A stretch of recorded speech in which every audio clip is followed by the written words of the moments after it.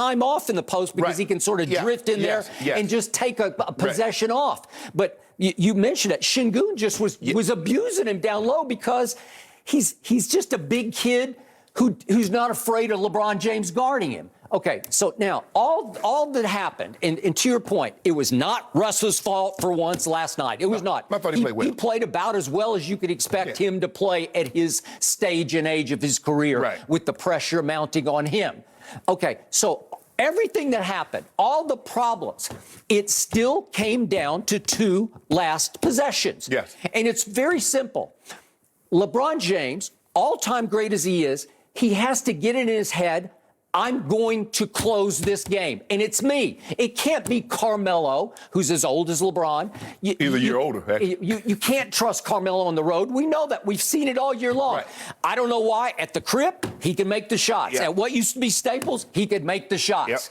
But you can't trust him on the road because it's just been repeated that he goes cold on the road. He doesn't trust himself in the clutch on the road. Okay, so what happened with, let's go back to the 2:30, was it 2:39, Mark? Let me get this here. Yeah, 2:39. If we could see this, LeBron has 2 free throws. And I've complimented him because he's got this new free throw routine. If we could see, oh, I'm sorry, we don't have this one. It's 2:39 left. But as you know, he's been making his free throws at a very high rate because he's up to 76%, which for him is really great. Now, it only ranks 79th of 103 qualified free throw shooters. Well, consider where it was last year. Okay, it's much better. But the point is, he's got the new routine where he goes deep breath, one hard dribble, and just let it go. And he's been letting it go sweet, you know, with nice touch and nice arc. And they've been going in, and they look like they're legit when they go in. He swishes them. Okay, so he makes the first one with 2:39 left, and he missed the second one. And you could just see it's like, oh, God, don't tell me it's going to come back to haunt me again, or the demon's going to creep up in my psyche again. Okay, so we got 2 possessions late, and we've got the one with 13.7 seconds left, and I'm pretty sure we do have this because he drives it in the lane, and then he shies away from contact, and he shoots the little sort of running fall away. It's almost like he fades away and shoots it, and it missed pretty badly. Okay, this is just me. This is 6'9", 270. This is the all-time freight train I've ever seen in all my years watching the NBA. Just attack, because you're going to get the call. I know he hasn't gotten some calls, but in that case, I promise you're going to get the call. But you got to have the guts to go stand there by yourself from 15 feet and shoot what's called a free throw, because it's free. And all you have to do at that point is make one to win the game, because it's tied. So you get a break, you miss the shot, you fade from contact, you say, I don't want to get in there, and you miss the shot. But Russ, who was playing his butt off, as he always does, he was playing hard. He was playing harder than anybody on the floor last night. He fights for the loose ball rebound, and they challenged because they thought it was off Russ, and they, guess what? The Lakers win, or they lose the challenge. The call stood. Call stands. You get a reprieve. You get to inbounds the ball, and you get another chance. King, it's your turn again, and I'm tweeting, just drive it. Just have the courage to go stand there and make one free throw, and let's see what happens with this last second play. He gets the blow by, which surprised me, on Eric Gordon. He's just gone. And here comes Nwaba, and LeBron has 2 options. When Nwaba comes over, and Nwaba had only played 7 minutes in the game, and he's still a baby. He's still a kid. LeBron had just thunder dunked at the 6-minute mark.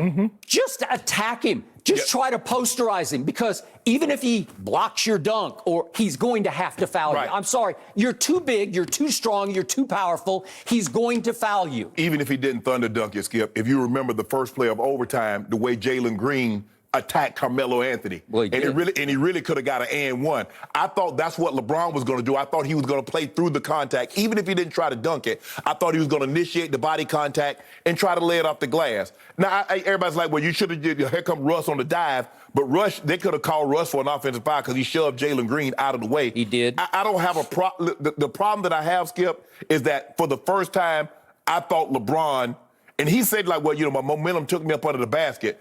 But I think at that point in time, Skip, he had already made his mind up he was going to pass the basketball. I would agree.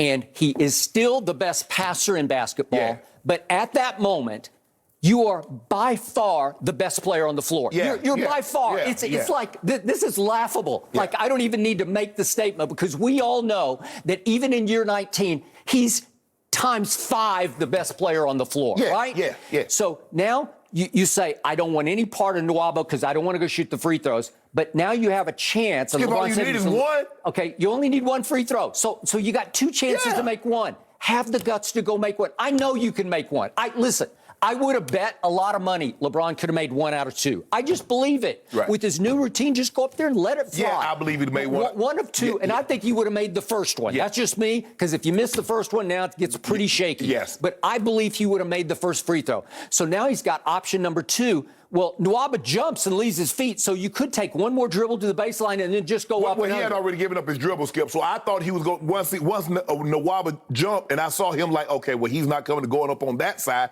I thought he was going to up and under. Okay, all right, and he said he got a little off balance, and then he did what he always opts back on doing, which he's great at. His vision's extraordinary. Right. So it's like 1,000 to 1 that at that point most players could even find somebody to pass to. But he's scouting. Melo wide open.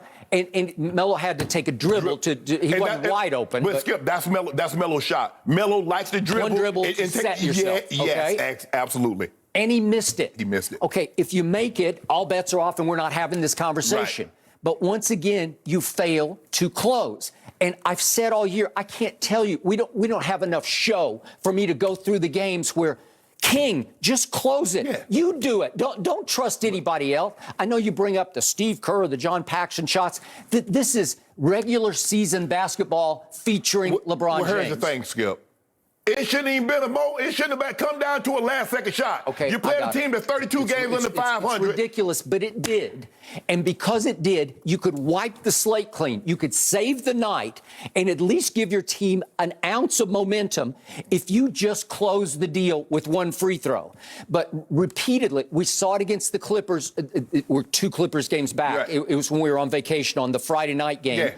It was the same situation. They were down 1 late, and LeBron, they inbound to LeBron, way to go. And so he takes a dribble, and he's like, should I attack or should I not? And then he dribbles backward and lets the 2 come to him. So they double. Right. And then he kicks it to Carmelo, who looks surprised near the top of the circle, like, you really want me to shoot this? Right. They're down 1, and Carmelo opts, because it's what he does, he opts to take a 3, and remember, it was woefully short. Right. And then Reggie Jackson makes 2 free throws, so it's a 3-point game, and LeBron gets 1 chance at redemption. He shoots up, it's a fadeaway. But I wouldn't. Okay, it was a hard shot. But if you make it, man, you are the hero, and it barely ticked the front end of the rim. Right. And then remember against Dallas, we may have this. I'm not sure. Did we have the Dallas video? Okay.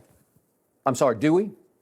Yes. Okay. So we got Dallas. So remember this game against Luka, and here we go down the stretch of the Dallas game. No, the turnover. It's just a terrible turnover that leads to a breakaway dunk. Yeah. That puts them down 1, and then he tries a 3 and in and out.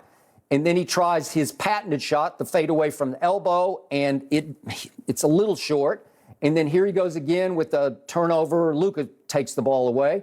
And then here's LeBron, and this is to cut the lead to 3, and he airballs wide right. Yeah. Okay, so they were up 6 with 7 minutes to go. I'm just saying, you're LeBron bleeping James. You got to close that one. And meanwhile, what was Luka doing? And Luka's a poor shooter too, but he took He got hot though. He did what he does best. He does the Dirk Memorial step back one-legged jump shot from 6 feet, and then 13 feet, twice on LeBron, once on Melo. And I get it. I get what I love Jalen Green. I told you before the draft, I'll take Jalen Green over Cade Cunningham. But that kid can cook when he gets going. Yeah, he got going. Okay. And so he just blurts out after the game, our scouting report is, we're hunting Melo. Well, duh. Yeah, because has he ever played? No. People were hunting Melo.